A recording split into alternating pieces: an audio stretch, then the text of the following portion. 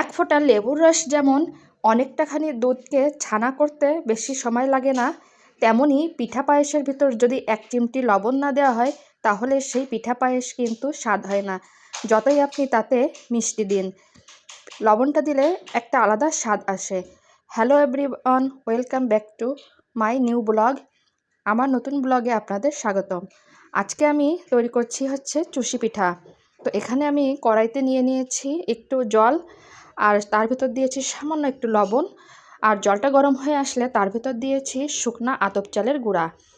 আপনারা এই চুষি পিঠাটা কত পরিমাণে তৈরি করবেন তার উপরেই নির্ভর করছে চালের এই ডোটা, আর চালটা ভেজা হবে কি শুকনা হবে তার উপর নির্ভর করে এখানে কিন্তু জল দিতে হবে।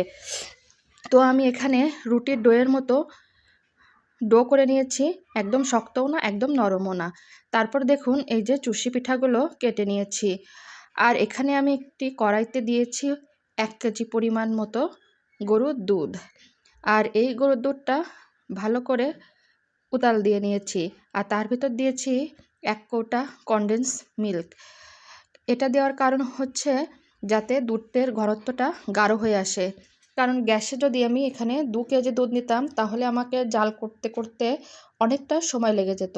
তার জন্যই আমি এই কনডেন্স মিল্কটা দিয়েছি, যাতে করে দুধের ঘনত্বটা গাঢ় হবে, পিঠাটা খেতেও ভালো হবে। আর তার ভিতর দিয়েছি 2টো তেজপাতা একটু সুন্দর ঘ্রাণের জন্য। তারপর এই যে চুষি পিঠাগুলো দিয়ে দিলাম, আর এর ভিতর যে সামান্য চালের গুঁড়া ছিল পিঠা কাটার সময় সেটাও দিয়ে দিলাম। এটা দিলে কি হবে, পিঠার ঘনত্বটা বেশ ভালো হবে। পিঠাগুলো দিয়ে বেশ খানিকক্ষণ জাল করে নিলাম, আর তার ভিতর দিয়ে দিলাম ওই যে বললাম সামান্য একটু লবণ, যেটা না দিলেই নয়। আর এটা বারবার নাড়তে হবে যাতে নিচে লেগে না যায়। আর এখানে আমি গুড় নিয়েছিলাম পাটালি গুড়, আর পাটালি গুড়টা আমি আগে দুধ দিয়ে একটু ভিজিয়ে রেখে নরম করে রেখেছিলাম, যাতে পিঠার ভিতর দিলে তাড়াতাড়ি গলে যায়। এখানে একটা টিপস হচ্ছে, কখনোই গরম দুধের ভিতর গুড় দিবেন না, তাহলে কিন্তু দুধটা ফেটে যাবে। সেই জন্য একটা পাত্রে সামান্য একটু দুধ রেখে ঠান্ডা করে ওর ভিতর সামান্য একটু দুধ দিয়ে দেখে নেবেন যে গুড়টা আসলে ভালো কি খারাপ। দুধের ভিতর গুড় দেওয়ার পরেও যখন দুধটা ফাটবে না তখন মনে করবেন যে আসলে গুড়টা ভালো।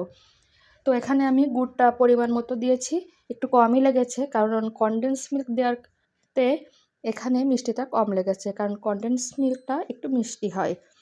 আর এই যে আমার পিঠা তৈরি, নামিয়ে নিয়ে একটু ডেকোরেশন করে নিলাম। উপর থেকে দিয়েছিলাম একটু কাজু আর কিশমিশ, খেতে কিন্তু খুব স্বাদ হয়েছিল।